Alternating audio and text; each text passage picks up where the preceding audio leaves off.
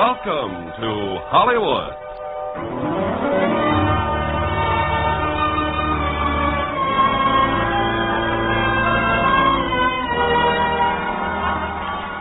The Armed Forces Radio and Television Service brings you the Hollywood Radio Theater, starring Esther Williams and Walter Pidgeon in $1 Million Mermaid. $1 Million Mermaid, starring Esther Williams as Annette Kellerman and Walter Pidgeon as Alfred Harper.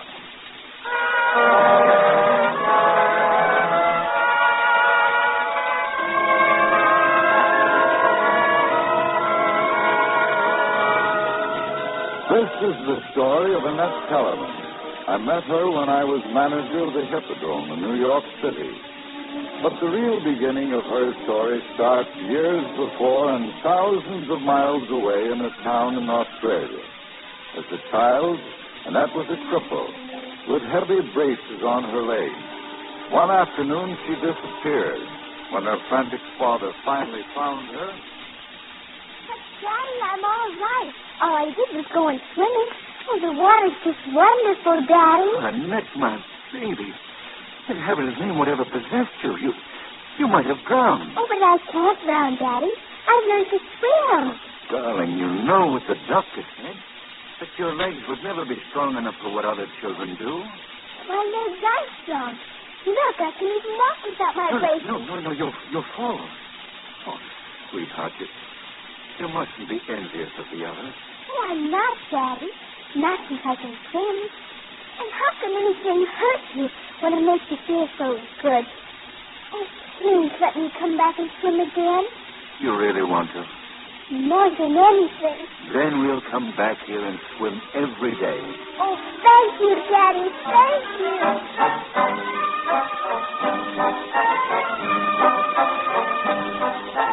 As the years hurried by, the iron braces were discarded and forgotten. Annette became an expert swimmer, and a gleaming array of silver loving cups stretched across the shelf in the study of her father's conservatory of music. And then, as a young woman, she won the most cherished award of all. Amateur Champion of New South Wales. Why, it's wonderful, darling. I'm very proud of you. Only why does it always have to be a cup? What we really need is a new tea service. Annette, if you're wondering why I wasn't there to watch you this afternoon, I've been going over some business matters. Oh, times are bad for everyone, Daddy. The few pupils we have left hardly pay expenses. I've decided to close the conservatory. Hey. No. We're not charity cases yet. I've heard from Mr. Crocker. Mr. Crocker from London? He's offered me a post as his assistant. I think I should accept. Well, Dad, if it's just a question of money, well, I could keep swimming or turn professional. No, forget it, my dear. Swimming has given you back your health, and for that I'm eternally grateful. But as a career, no. Your music comes first. Music and the ballet. And in London you can study with the very best. Well, there's one thing I know, Dad. There's a lot of silver in those loving cups. So don't worry, darling. The Kellermans will always be.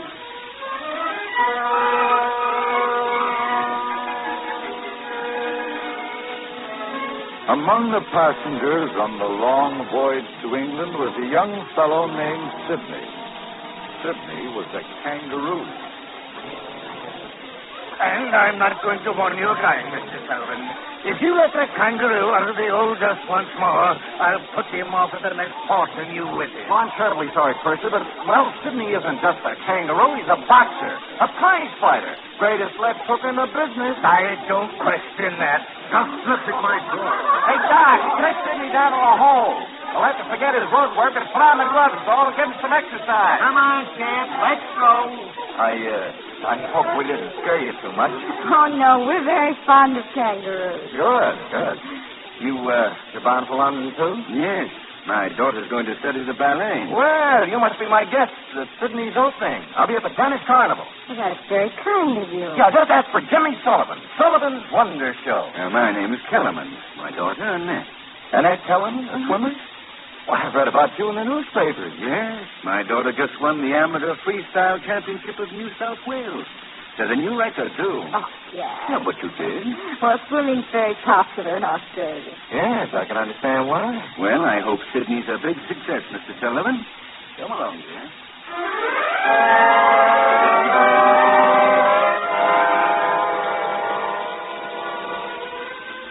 For the next day or two, the enthusiastic Mr. Sullivan was rarely out of Annette's sight. And then, on a lovely tropical evening with the deck bathed in moonlight and the music of the ship's orchestra in the background. I can't figure it out, Annette, how a girl as pretty as you are can break swimming records, and how a girl who breaks swimming records can insist on ballet dancing as a career. Well, what's wrong with the ballet? Oh, I don't know. I guess I've always associated it with underfed French girls and swans. Oh, and I'm more the plump duck type. Oh, no. I mean, well, whatever type you are, it must be my type. Well, delighted to hear that. Oh, now, wait a minute. Don't be angry. Well, it's just that I don't know how to say it. 2 days ago, I meet a girl for the first time, and, well, I can't get her out of my mind.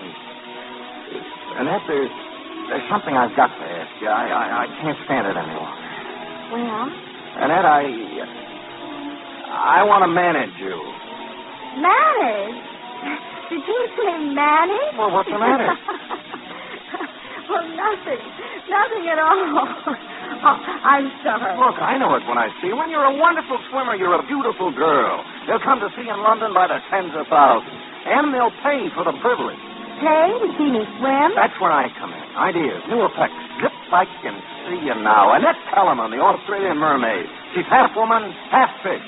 How nice. Shall we shake fins on it? Oh, now you don't believe me. I'll build you a little tank. Make you up to look like a real mermaid. Scaly tail and all. You'll be a bigger draw than a kangaroo. I doubt it, Mr. Sullivan.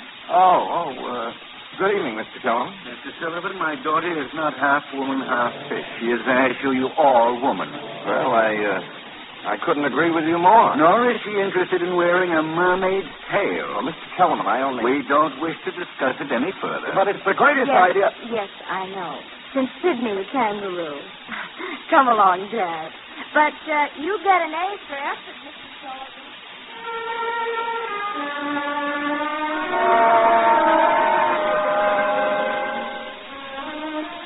The Kellermans reached London, but they'd come halfway around the world only to learn the crushing news that they'd come for nothing. The Crocker Conservatory music was told. But surely there was some message for you, Dad. Someone must have been there. There's the caretaker. The Crocker's dead. Oh. Been dead almost a month. I don't know what to do, Annette. Our funds are all but gone. Well, there's one thing we can do. We can move out of this hotel. We'll find a couple of rooms somewhere, and, well, we'll go to work. Right now, I can't even think. Well, that's good. Then you can't worry. Now, just remember, Dad, the Kellermans will always be. Yes, the Kellermans got by thanks to those silver loving cups. One by one, they disappeared at the pawnbroker. And then, early one evening, Annette had visitors, young Mr. Sullivan and his friend Dollar. How in the world did you know where we were? Simply by following the cab that brought your baggage over from the hotel. Oh, but that was 2 weeks ago. Yes. Well, we've been kind of busy. Dad's out right now, but sit down, won't you? Well, thank you. What smells so good? Oh, I'm making an Australian stew. Australian stew? Mm-hmm. It's same as Irish, only the meat's down under. Well, why don't you stay for dinner and find out for yourself? Oh, but we couldn't possibly say. I mean, just walking in like this? No, we couldn't. Well, there's plenty, and I insist. Now, when I set the table, you can tell me all about the kangaroo. How is Sidney? Sensational. He's developed a 1-2 punch. Yeah, and I've got the nose to prove it. Look at this. Oh, dear. Yeah, he's the greatest act ever to be put under a tent. There's only one thing wrong. No one knows about it. And that's where you come in. Where I come in? Annette, listen. Once we get enough people down to the carnival, the rest will take care of itself. So, well, so we thought maybe you'd like to make a little money. But how? Well, the idea I had in mind was to swim down the Thames River, maybe 5 or 6 miles, ending up at the carnival at Greenwich. Oh, we'd follow you in a rowboat, of course. If Sidney could swim, we wouldn't bother you. We'll pay you £5 and 50% of the first day's proceeds. Well, if you're going to stage a swim, why don't you make it a real swim? 6 miles won't impress anybody. 26 miles, Mike. 26 miles? I can't even row that far. Annette, you're not joking? Of course not. Well, if you mean that, why, I'll stay in this town on its ear. I'll notify the newspapers. We'll really ballyhoo it. Why, Sidney will have to fight off the customers. And you'll give me £5. You need the money badly, don't you? Well, yes, you could use a little. Oh, I'll swim on just one condition, though. My father isn't to know about it until it's all over. You've got a deal. Well, that's good. Now, sit down and have some soup. Remember those cups I won that Dad told you about? Well, of course we remember. Well, you may not be aware of this, gentlemen, but you are about to dine on the Freestyle Championship of New South Wales.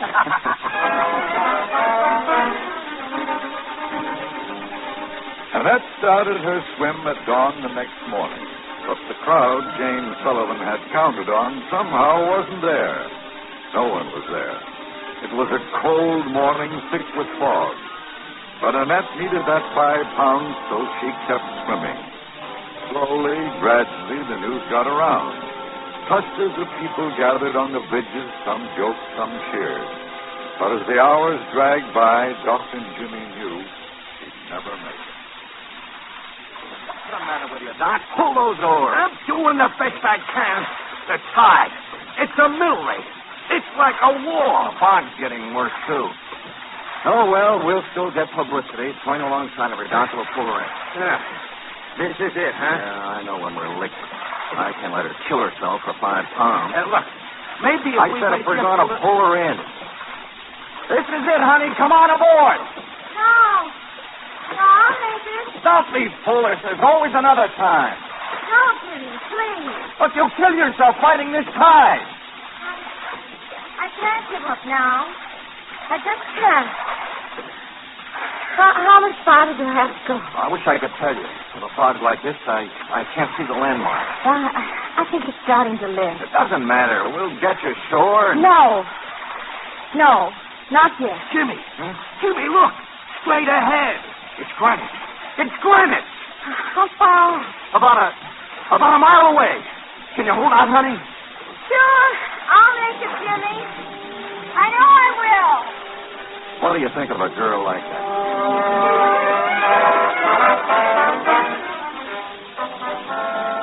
Annette's phenomenal swim brought Londoners by the droves down to Sullivan's Carnival. But it wasn't Sydney, the boxing kangaroo, that they wanted to see. Oh, it's no use, Jimmy. We're selling tickets for the wrong attraction. Yeah, poor Sidney. Looks like you swam him right out of his career.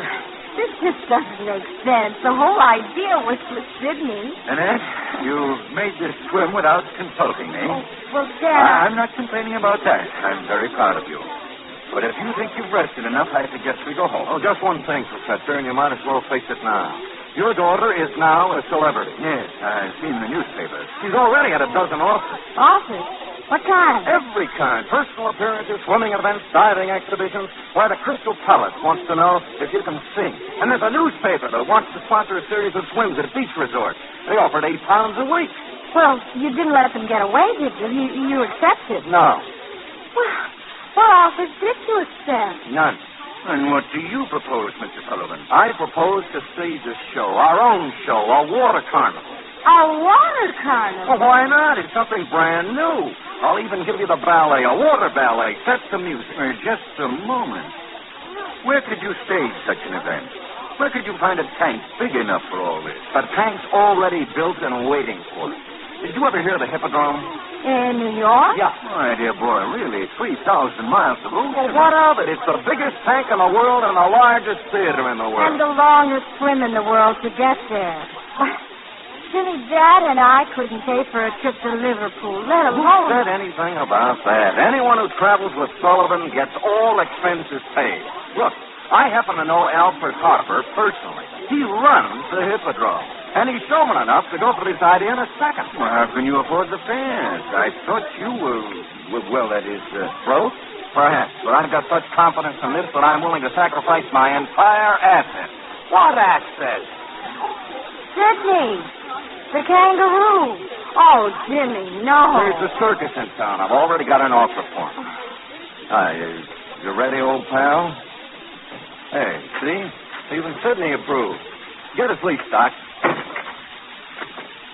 Oh, come on. Now, don't take it too hard, Sydney. It's just part of show business, that's all. 1 minute you're up, 1 minute you're... Ooh! Flat on the floor. Not a boy, Sydney. That's showing them. Get him out of here. We'll meet you at the steamship office at 12 o'clock.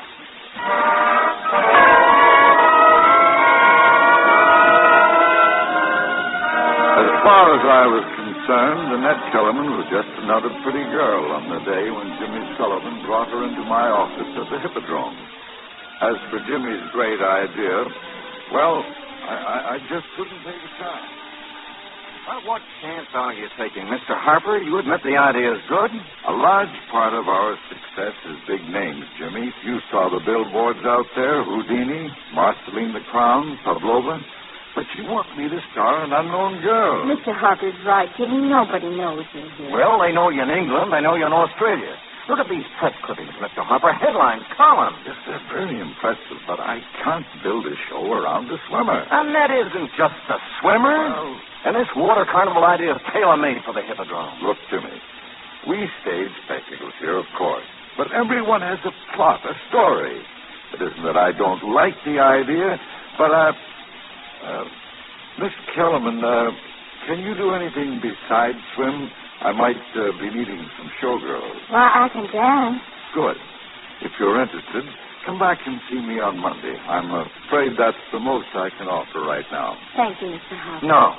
No, I won't let you. A showgirl, when you could be the biggest attraction... I can argue with you about that outside, Jimmy. Mr. Harper's pretty busy. Thank you, Miss Kellerman. Well, you thank her again someday. You wait and see. I wouldn't be surprised if you're right. Good luck, Jimmy.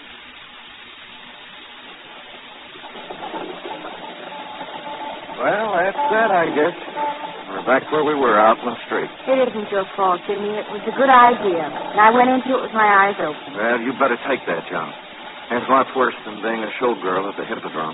And you and Doc? We can go back to Boston, where we came from. I can always find a concession or something at Revere Beach. Jimmy, I have to make some money. It's Dad I'm thinking about. He isn't well. I'm afraid to think what one more of these uncertainties will do to him. His whole life is music, loving it and teaching it. If I could only help him start his conservatory again. You can. How? No, forget it. I'm not going to sell you on something else and have it fizzle out. You go to work for Harper. It's safe and expensive. I need more than just expenses. Jimmy, how much can you make out of a concession? If it clicks, plenty. Look, all we have to do is scrape enough money together to buy a tank, and then we... No, look, I told you to forget it. Too much of a long shot, and I've only got $6 left. I still have 3 silver cups. That'd be enough to get us to Boston, wouldn't it? Maybe. What's on your mind? Well, we swam down the Thames to get publicity, didn't we? Keep talking. Suppose we did the same thing here. A marathon swim. From somewhere. Anywhere. No, not anywhere. From Revere Beach. Oh, baby, I knew we were a team from the very first time I saw you. I'll get enough backing for 10 tanks, not just one. Jimmy, do you think so? Who's going to stop us? Just tell me that. Who's going to stop us?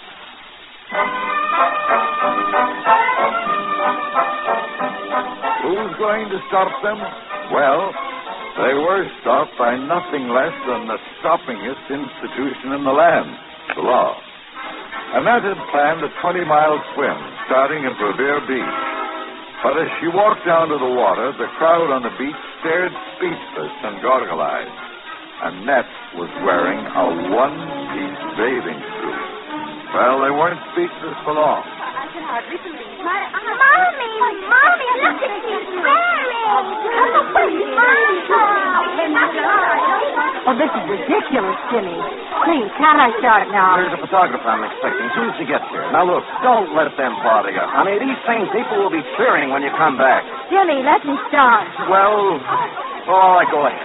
And don't worry about Annie. Just a minute. What do you think you're doing? Officer, this is Annette Kellerman, the famous Australian swimmer. She's about to embark on a 20-mile swim. Not in that outfit.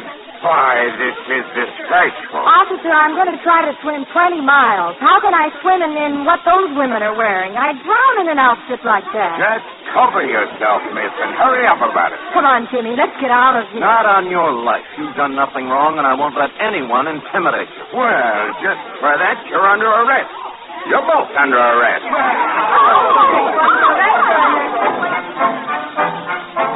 Annette Kellerman arrested for indecent exposure. Australian girl causes near riot at Revere Beach. One-piece bathing suit shocks Boston seaside.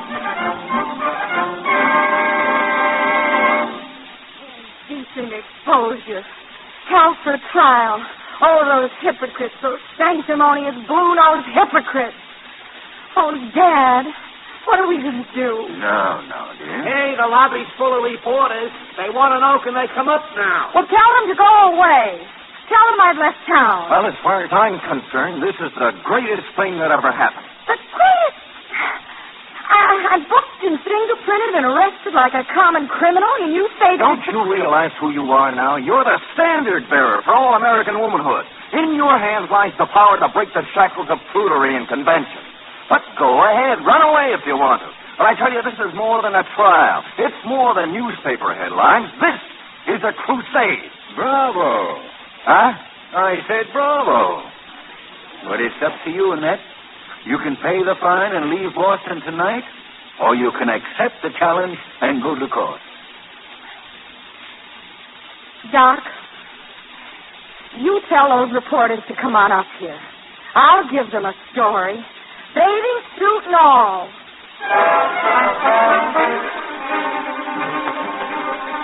I suppose the entire country knew about Annette Kellerman and her one-piece bathing suit by the time she appeared on that court in Boston. The prosecutor's job was fairly easy. After all, Annette admitted everything.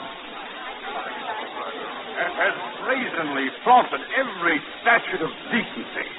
Your Honor, her guilt is incontestable. She admits she wore the garment in question. I admit no such thing. What's that?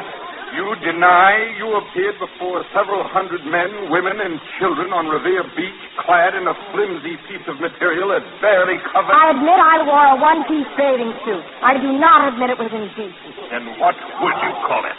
Your arms and shoulders completely exposed, not to mention your calves and legs. Also my ankles, my toes, my knees, and my fingers. Your Honor, this flagrant disrespect is nothing... I object, Your Honor. Are you the attorney for the defense? No. Then sit down before I ask you to leave. Miss Kellerman, is there anything more you wish to add? Yes, Your Honor, there is.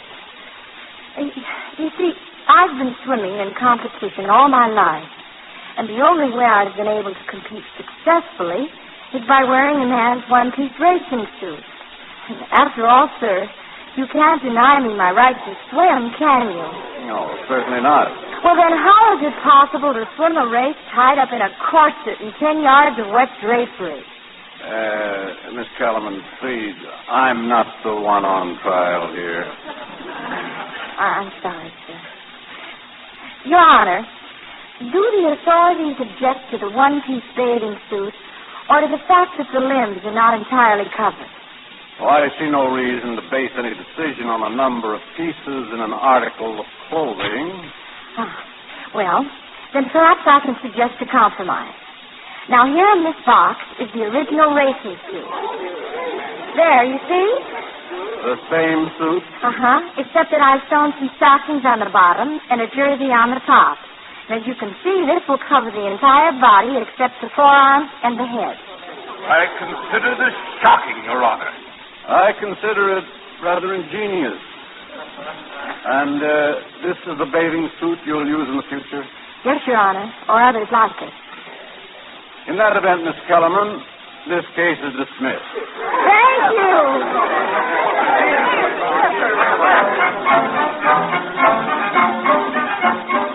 Once again, Annette's name was all over the newspapers, and the crowds poured in to see her perform at Jimmy Sullivan's confession at Revere Beach.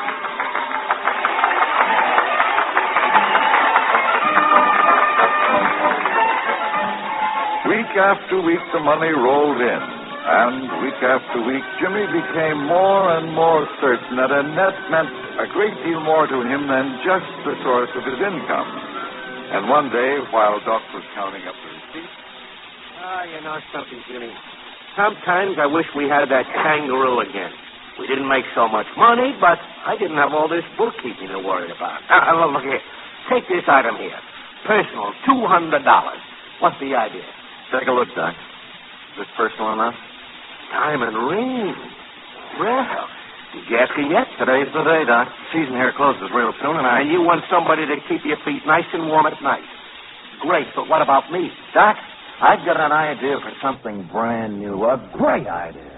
A swimmer and a flyer. Flyer? That Bud Williams act is dynamite. Do you know he can actually take that contraption 400 feet off the ground? Nah, I don't like it. It's against nature. Can't you see that big new poster now? Sullivan's combined shows. King of the air, Queen of the sea. Oh, don't get me wrong. Annette will still be our number one attraction. But, well, we can dream, can't we? Well, here she comes, dreamer. Hi, I'm not late, am I? I'll go out and sell them tickets. Whose carriage is that out there? A man named Aldrich. I had lunch with him in town. Aldrich? Uh-huh. He has a lecture bureau. He's offering me a great deal of money, Jimmy, just to do a series of lectures. Oh, what kind of lectures? Well, he says he sees me in a very dignified presentation, telling about the body beautiful and perhaps the ballet. Oh, no. Well, what's the joke? We close here in another week, and Darling, I'm sorry, but one of us must be nutty. Can you imagine yourself up on a platform with a pitcher of water and a ballet, dancing around in some gauze window curtains? Well, for the kind of money he offered me, yes. I don't see anything funny about it at all. Oh, you will. So will the public. You mean this is so much better? So much more dignified, so much more cultured? Swimming around in a 2x4 tank like a trained seal in a cheap carnival with a fat lady on one side and a fire eater on the other. Oh, now, wait a minute. Well, that's what Mr. Aldrich thinks about it. Put on your suit, and that show starts in 20 minutes.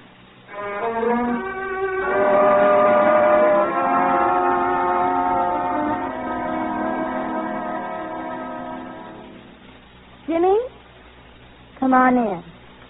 Well, you were great just now, as usual.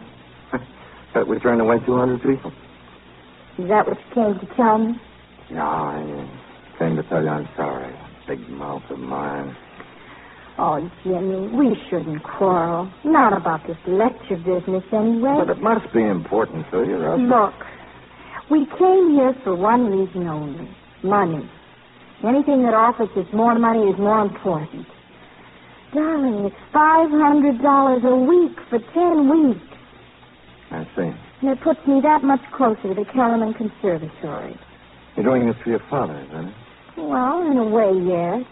And it isn't as though we were splitting up. I'll talk to Aldrich. I'm sure there'll be an important job for you. Yeah, like filling the water pitcher? Henry. Or putting up the drapes. Or maybe I could come out first and give a short talk on how high class we are. Look, baby, somewhere along the line we got our signals crossed. You got it in your head that you're Joan of Arc or something. Well, get it out fast. You're a swimmer doing a tank act in Sullivan's Water Carnival, and it's not a bad show either. And how long can it last? After all we're doing is capitalizing on a lot of cheap bathing suit publicity. Well, what's Aldrich got in mind that's any different? He's cashing in on the same dodge, a ballyhoo that I arranged. You arranged? Well, who do you think got that cop to arrest you in the first place? Oh, no, Jimmy, you didn't. Didn't I? How can you stand there? What about all the talking about a crusade? Bunk, who cares what a lot of females wear on the beach as long as I can keep you in a one-piece bathing suit? Baby, you're a swimmer. You belong in the water. Wet, you're terrific. Dry, you're just a nice girl who ought to settle down and get married. Well, thank you. I'm very grateful for the advice. But if and when I do get married, it will never be to a cheap, stubborn flea circus proprietor. This flea circus does all right for the fleas in it, except when they jump out of their cages. You want to be a toe dancer? Okay, honey, be a toe dancer and see what happens.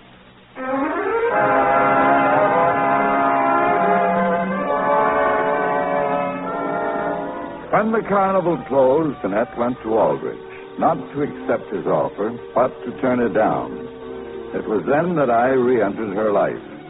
We changed our policy at the Hippodrome, and I sent her a telegram asking her to come to New York. What's the matter, Dad? Aren't you excited about it? Alfred Harper, the New York Hippodrome. Yes, it sounds wonderful, dear. Oh, this is just what Jimmy always said I should do, and... What is it, Annette? What's wrong? Oh, don't you know? Yes, I think I do. Take that telegram to Jimmy. Let him read it for himself. There's nothing like good news to patch up a lover's quarrel. Now run along and find Jimmy and tell him. Oh, I just don't get it, Annette. Jimmy's on his way to Florida. You mean he hasn't told you? Florida? No. No, he didn't tell me, Doc. Yeah. I'm leaving myself tomorrow. Well, why Florida? Oh, it's that new act he's working on, flying machines. Jimmy and that Bud Williams guy. Oh, I see.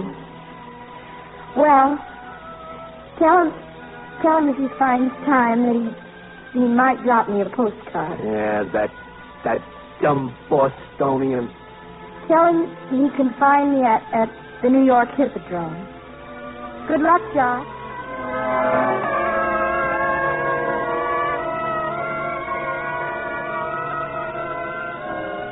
Annette Kellerman, performing in the huge tank on the stage of the Hippodrome, was a spectacular success. My one hope was that she'd stay with us. I don't have to read the new contract, Alfred. If you think I should sign, just give me a pen. I'd work at the Hippodrome for almost nothing. Well, I assure you won't be working for nothing, Annette. You've been wonderful. Thank you, Alfred. I'm giving a little supper party for Pavlova Saturday night after the show. Can you come? Well, may I let you know later? Well, that means no, doesn't it? Annette, don't you ever go out? Never? Oh, hello, Dad. I'll be ready in a moment. I'm trying to persuade your elusive daughter to come to a party, Mr. Kellerman. Of course you'll go. It'll do you good, darling. Besides, orders are orders. Mr. Harper is now my boss, too. Your boss? Well, I've asked your father to work with our orchestra next season. We can use his kind of talent here, you know. Dad, that's wonderful. You see, we've got to keep the Kellermans happy. The man in the box office told me that. Oh, Dad, the two of us working together, I couldn't be happier. Couldn't you? I've got a report on Jimmy Sullivan, dear. After Florida, he went to New Orleans with a wrestling bear. Then to Chicago with some sort of concession that closed last month. And now? Where's he now? They don't know.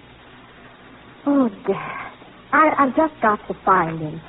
That argument we had was so stupid and silly. But this whole thing, the Hippodrome, it was all Jimmy's idea. Just don't confuse love and loyalty. You owe nothing to anyone, and Jimmy knows it. Does he? He wants to make good without Annette Kellerman. He knows you don't need him. But I do need him, Dad. He'll come to you when he has something to offer, but not before. The only thing you can be sure is that he'll be trying.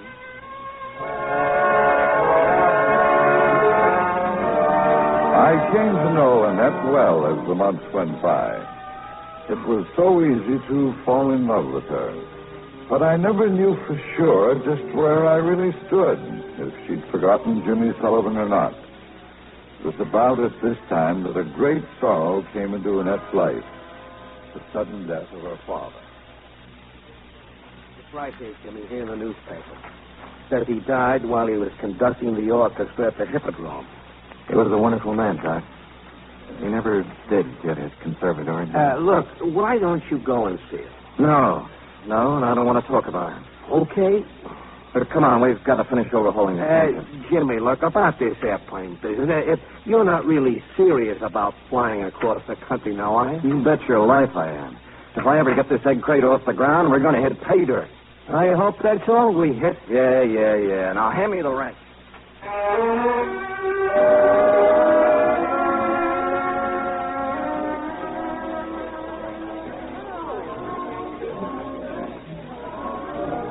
Annette? I'll be with you in a moment, Alfred. Nothing important.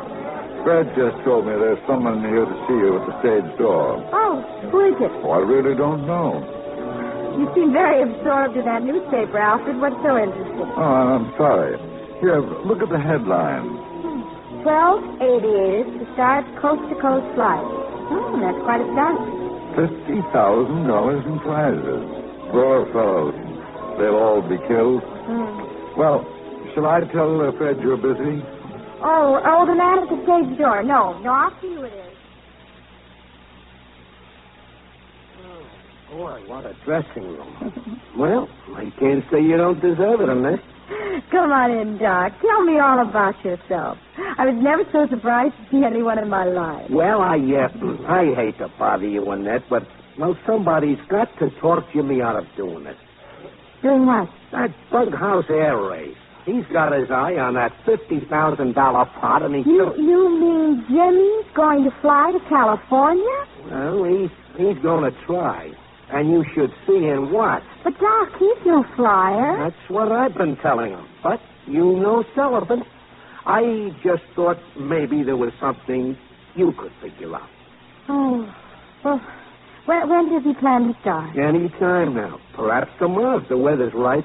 We're out there at Montauk Point, so maybe... Doc, I've got a performance tonight. Yes, I know. Well, don't worry. I'll be out there. I'll think of something. Thanks. Oh, and I'm so grateful you came to tell me. Just don't let him know. I'm in trouble enough now. All right, I won't, Doc. Thanks again. Annette was at Montauk Point early the next morning. Jimmy was just about to take off. Hey, I'm sorry, Mr. Sullivan. You must have crawled under the ropes. You want me to get rid of her? Get rid of her? Why, this is a very famous personality, Annette Kellerman, the well-known lecturer. Jimmy Sullivan, I don't care what happens to you, but Doc is a friend of mine, and I forbid you to take him on this flight. You see what I mean? Greatest lecturer of her day. You heard me, Jimmy. Well, that's sweet of you, baby, but you don't have to worry about Doc. He's not leaving the ground. He's driving the repair car. That's me, Annette. Still the guy in the rowboat. You all ready, Mr. Sullivan? Right. Jimmy, please don't force me to take drastic action. Drastic action? Why, I've never forced you to do anything, honey, remember? Okay, Doc, let's get her started. Mr. Glover, please. Yes, ma'am. You James Sullivan? Well? Here's a summons for you, Mr. Sullivan. Your flying machine has been attacked. Look, go away. Sorry, it's a court order. Court order for what? Non-payment of money owed to Annette Kellerman. That's right. And don't look so surprised. I had an accounting of all the books when you ran the concession at Revere Beach. There's a personal item marked $200, and you can explain it in court. Oh, that. Well, I'm sorry, honey. Here's the item in question. It's a diamond ring. You can sell it somewhere. Okay, Doc, turn it over. Thanks for trying, honey. In the field. In the field, lady.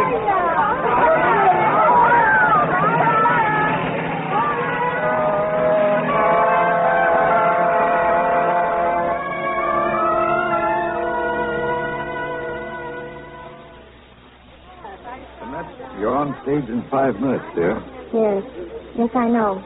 Still reading the newspaper. Well? Well, there's nothing new, Alfred. I'll say one thing for this air race. It certainly captured the attention of the country, to say nothing of yours. I'm sorry. You want very much for him to win, don't you? Well, of course, I mean. You figure he'll have $50,000. He can come to you, carry you off in a white Charger. All very simple. The American success story. Darling, I know how importantly this man looms in your life, but do allow me the privilege of criticizing my competition. Maybe he will win. I hope he does. But it still won't work. You're a big league. And Sullivan, he's a will-o'-the-wisp. Looking for that fast dollar, the big ballyhoo that'll make him a 7-day wonder. It probably isn't news to you that I love you very much. What's important is that I think I can make you happy.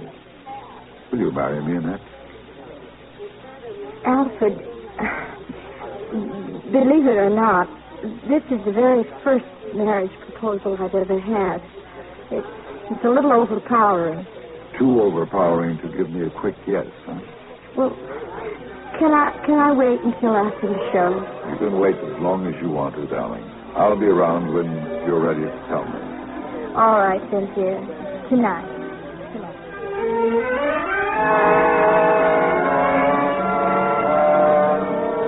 But once again, Jimmy Sullivan crossed our paths. During the show, a telegram arrived for Annette from Doc. Jimmy had crashed. He wasn't badly hurt, but they'd taken him to a hospital. Annette put through a phone call immediately. I didn't even talk to him, Alfred. He'd already left the hospital. Really? They patched up his arm and he left. But where did he go? Well, they don't know. All they know is that, well, he's gone. I suppose Annette forgot all about my proposal and the answer I was waiting for. In a way, I couldn't blame her. Some months later, shortly before Christmas, a friend of mine from Hollywood dropped by, a movie producer named Garvey. It's a great challenge, Arthur, and a wonderful new medium. If you could only persuade her to come out there. Well, haven't you talked to Annette about it? Well, no, I thought you were handling her affairs. Well, don't let that fool you. I advise her, but she's the lady who makes up her own mind. Hollywood. Might be a good idea for her. Might even be a good change for me. For you? No, sorry, I was just thinking out loud. Well, suppose I ask her now. She's here? Yes, she's giving a little Christmas party this morning. Kids from the Children's Hospital. Come on, we'll both ask her. Well, I wish I could, but I'm supposed to meet my wife. Let me know what she says, will you? I'll call your hotel.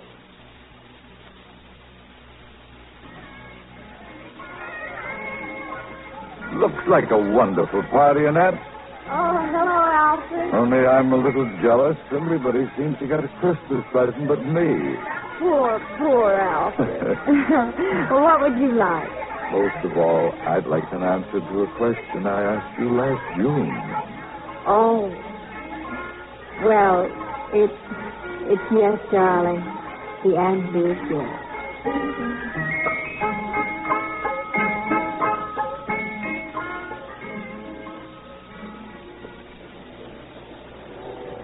We left for Hollywood not long after.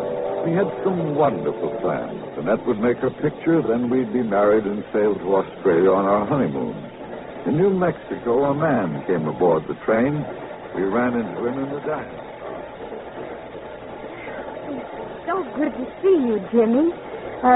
You got over your accident, I see. That? Oh, yeah, long ago.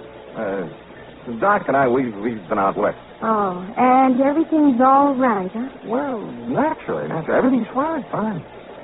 I read where you two are going to be married. Congratulations. Thank you, Jimmy. It's a great idea. About time you started raising a family of little swimmers. We're not taking the big jump until Annette finishes her picture. Oh, you're making a picture, huh? Uh-huh. Well, as a matter of fact, I'm going to Hollywood, too. Well, if we can be of any help now... thanks. But I've got a few contacts myself. Well, will they see my new star? Well, nice seeing you. Lots of luck to you both. Thank you, Jimmy.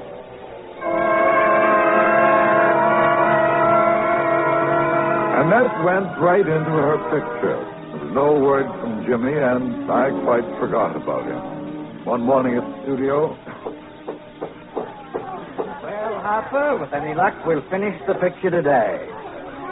You know, Annette's been wonderful. Now, if I could only persuade you two to postpone getting married, there's another picture I want. No. We're leaving here tonight. I can't say that I blame you. Annette in her dressing room? You ready for her? Well, if you don't mind telling her, we'll be all set in about 10 minutes. This is the big moment, eh? The scene in the tank? Oh, greatest scene in the whole picture? I'll tell her. She'll be ready when you want her. Thank you. How about it, Frank? Thanks, Mr. Garvey. Everything's ready. Well, just keep that water pouring in. Holding 50,000 gallons now. Well, can't we raise the level? Well, it's glass, you know. Pretty solid, but why take chances? I guess you're right. Well, let's get those cameras set up. Well, this is it, sweetheart.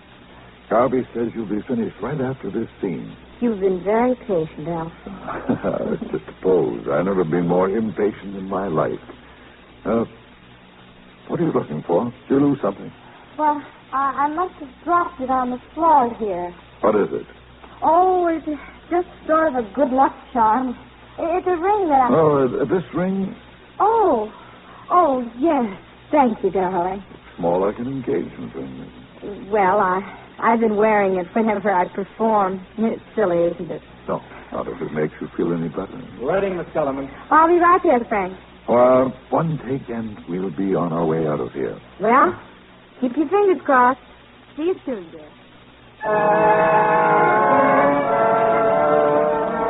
This was a big scene, an underwater ballet beautifully staged. Everything seemed to be going fine when suddenly Frank worked up. Tank, Mr. Garvey. Huh? The glass is cracking. Get her out of there. It's going to split wide open. Get Miss Kellerman out of that tank. Hurry! The glass is breaking!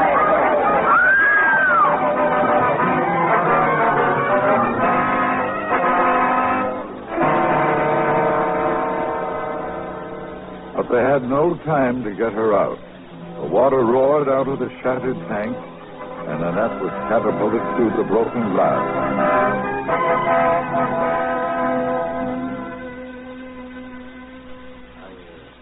I've been here at the hospital every day, Mr. Harper. They won't let me see her. Yes, the nurses have mentioned how attentive you've been. Well, how is she? Did they operate? Morning. We'll know very shortly now. Mr. Harper, before you go up, I'd like to talk to you. Oh, this is Mr. Sullivan, Dr. Vance. How do you do, Mr. Sullivan? Chief. Resting comfortably. That's all you can tell me. We know nothing for certain, Mr. Harper, except that Miss Kellerman's spine suffered a severe blow, what we call a spinal cord hematoma. We relieved the pressure. Fortunately, there was no severance of the nerve tracts, but she'll have to face the fact that she may not have the use of her legs for quite some time. Does she know about this? She insisted on knowing before the operation. I'd rather she didn't have any visitors right now. Later? Of course. Oh. Mr. Harper, whatever is humanly possible to do for her, we'll do. The rest is up to Miss Kellerman. Yes, I know we're in very capable hands. Check with you later in the day.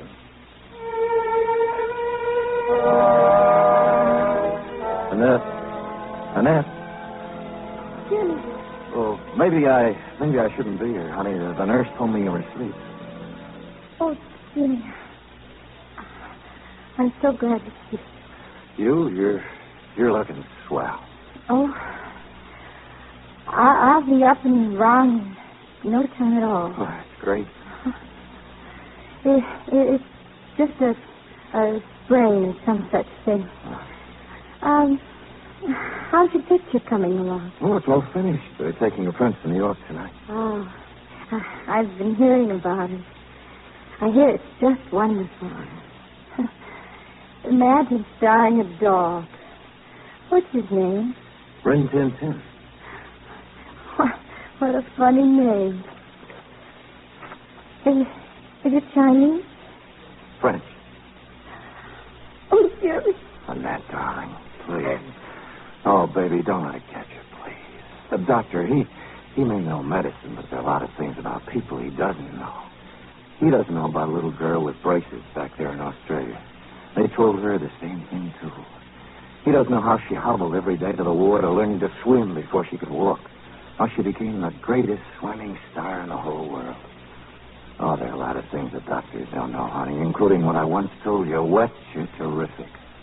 Dry, you ought to marry some guy and settle down. Jimmy, Well, I just wanted to tell you that you're going to beat this thing. You and Harper together. He's a terrific guy, honey.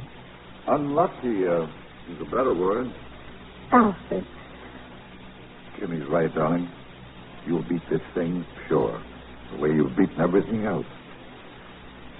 And as for you... I know I shouldn't be here, but I had to see it. That's not what I was going to say. I don't know why you should get this kind of a break. You don't rate it. You struck gold once, and you never had the sense to stake a claim. You're a crazy, vagabond Irishman with both feet firmly planted in midair. But you're what the doctor ordered. Just you see that you make her happy, that's all. Alfred. Goodbye, darling. You'll be up and around soon and rehearsing a new act. And when you do, remember, I'm holding you to your contract with the Hippodrome. Oh, Jimmy, this ring, they were keeping it downstairs in the hospital safe.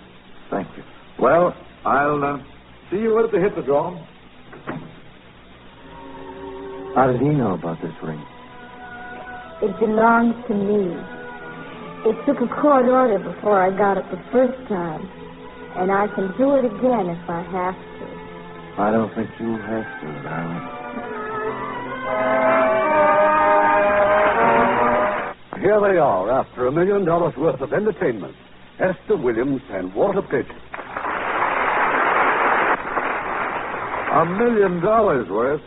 That is now my contract for tonight, Reed. How about... James Sullivan, William Johnstone as Mr. Kellerman, Eddie Marr as Doc, Joe Kearns as Garvey, Barney Phillips as the prosecutor, Will Wright as the judge, Herb Butterfield as the doctor, and Fred Mackay, Robert Griffin, Issa Ashdown, James Nestor, and Ken Christie. Our radio play was adapted by S.H. Barnett, and our music was composed and directed by Rudy Schrager.